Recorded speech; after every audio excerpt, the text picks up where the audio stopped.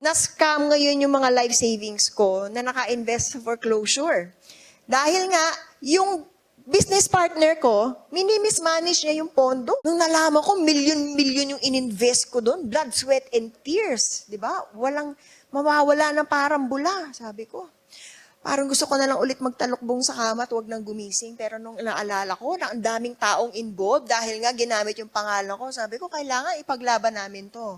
So, together, nag-file kami ng case laban dun sa babaeng yon. Merong mga nakasuhan siya, na-dismiss, may mga bawi kaming tao. So, pero in the process nun, parang kahit pa paano, di ba, nabigyan ako ng dahilan para mabuhay kasi gusto kong i-rescue yung mga tao. Buti na lang, kahit na suicidal ako, kahit na depressed ako, ang dami kong issue sa pera, sa relationship, hindi maayos ang relasyon ko sa mga magulang ko.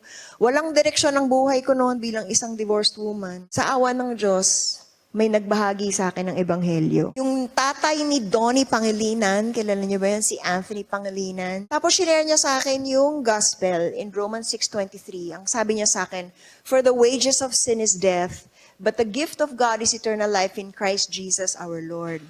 Sabi niya, alam mo, mahal talaga tayo ng Diyos. Whoever believes in Him will not perish but will have eternal life. Pinadala ng Panginoon ang kanyang bugtong na anak na si Jesus upang pagbayaran ang kasalanan natin sa krus ng Kalbaryo.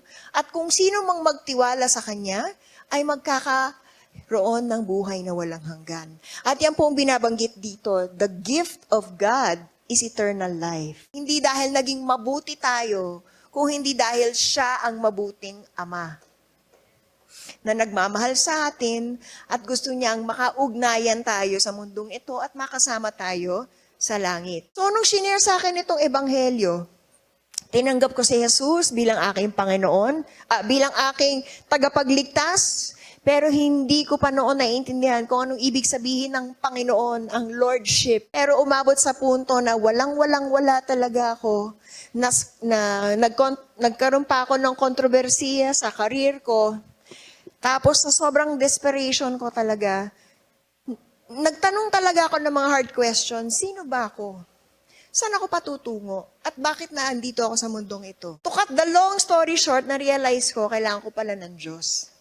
At lahat ng mga dinudiyos ko, pera, kasikatan, asawa na akala ko magpapasaya sa akin, sarili ko, hindi na ako nagdadasal at gumagawa ng sarili kong desisyon.